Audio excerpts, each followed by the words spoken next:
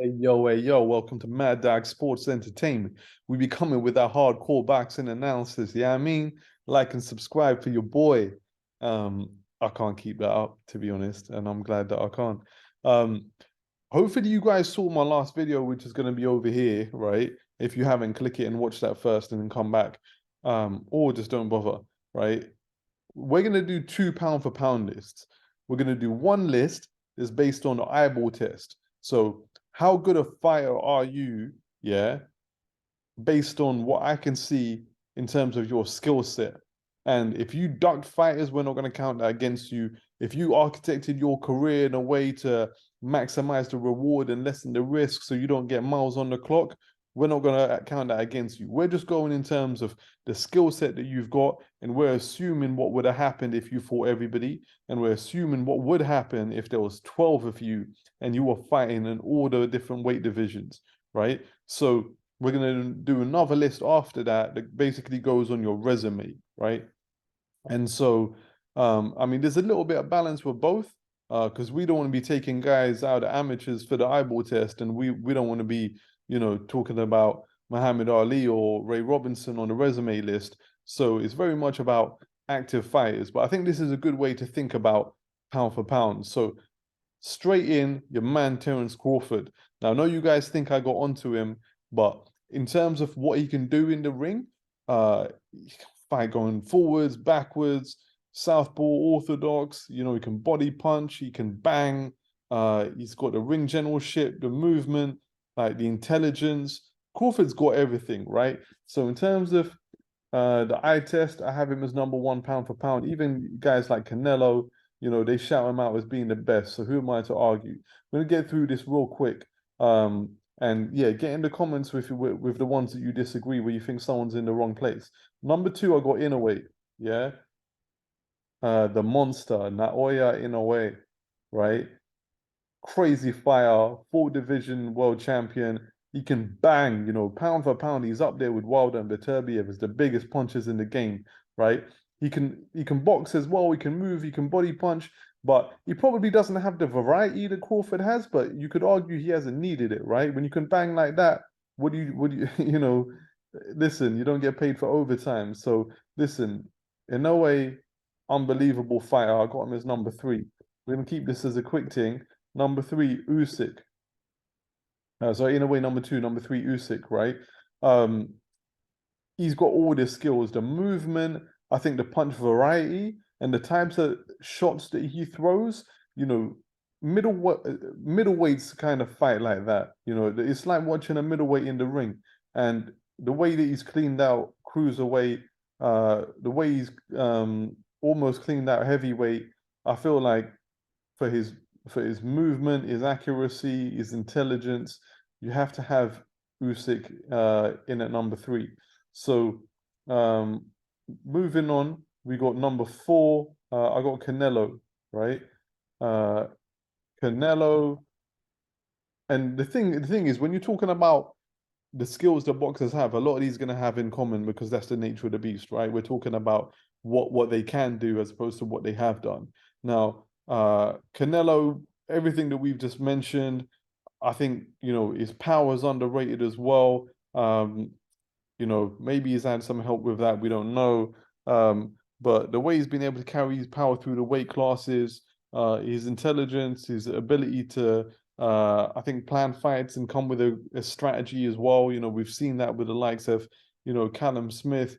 He can be real innovative in the way that he approaches fights and comes up with game plans. So yeah, I don't think none of this is too controversial. Um, some of this, which again, you know, I'm I'm pricing in what he's going to do in the future to an extent here, but I got Shakur as number five. Um, distance, distance control. Like I said, a lot of these things fighters going to have in common, but for Shakur, I'd really point out that his ability to maintain distance. Sometimes if you're a real boxing purist, right, you might not even be watching what they're doing with the hands. You might just be you might be watching a fight and just keeping an eye on the feet, right? And it's interesting when you do that sometimes because you understand the fighters that have really got that skill that they're always engaging on their terms. And so his distance control and his timing are elite. And I'm pricing in the fact that, you know, in 5 years' time, we'll be looking at the resume pound for pound list, and Shakur will be there. Right now, you know, it's nothing to I suppose draw a picture about. But everybody he's been up against, he's absolutely washed them. He's never looked in trouble, and I think, you know, he's gonna go through the weight classes and be unbelievable. So number 6, I got Fury.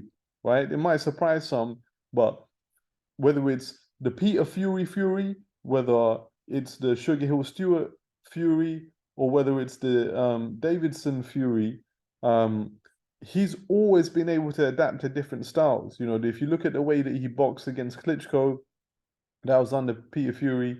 If you look at the way he was able to become more of a mover and a pump faker, and you know, against Davison, and you know, getting a draw when he was really not in any kind of shape against Wilder, and now he's a banger under Sugar Hill Stewart. He really has so much variety in the way he's able to fight. Very intelligent fighter as well. Mover, banger, body puncher. You know, Fury's got everything.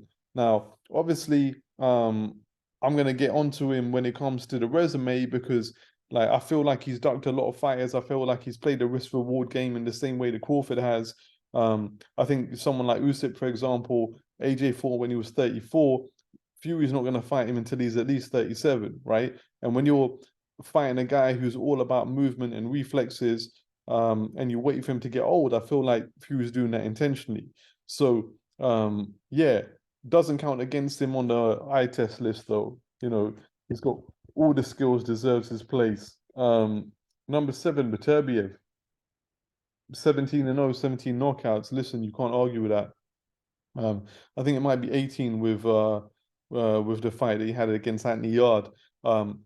Underrated boxing skills, you know, distance control, the way he puts that pressure on, and gets the anxiety out of fighters because they know he can bang, but he doesn't even need to bang sometimes. He just makes you so tired by just putting the pressure on, and not even throwing punches sometimes. So, but when he does throw, yo, you feel it, man. That Dagestani muscle density and bone density is different. Number 8, Javante Tank Davis. Um, Again, another one that you feel like, has Tank ever really been the best fighter in any division he's been competing in? We don't know because he hasn't had the fights, but massive star and has the skills. You know, I'm basically pricing in the fact that had Tank fought everyone, he would have come out with a winning record. And I believe that he is an unbelievable fighter, and he deserves his place at number 8. He can really box. The intelligence that he showed against Ryan Garcia, the way he was able to, you know, put that rangefinder jab in Garcia's face as a way to tell when he was going to be throwing his left hook, and to keep him at distance. You know, he's been doing this since he was 6 years old. He's got skill. He can really whack as well. Deserves his place. Number 9, I got Lomachenko, right? The Matrix, baby. Everyone's seen the skills. I think people watching a channel like this, they're gonna know Lomachenko's got unreal skills. And people might think this is a little bit generous, but hey, the way I feel about it is that Salido, he came in overweight, he failed the drug test, he fouled a lot, and he still got a gift decision. I don't count that as a loss, right? I think there's 4 reasons why you shouldn't count that as a loss. Tio, I felt he lost that, but hey, he was very undersized. And let's face it, if Lomachenko was to stick to his own weight division, he would just be you couldn't even like mess with him at all, right? He's taking unreasonable risks fighting up there. And Devin, I thought he beat Devin, right? So yeah, Lomachenko, the footwork, the pivots, you know, the trickery that he has to be up there. Number 10, I got Haney. And I feel maybe this is a little bit generous, but I think like his boxing ability, just as a pure boxer, is really something. Really something. Again, somebody who I don't know whether he's taking the right fights.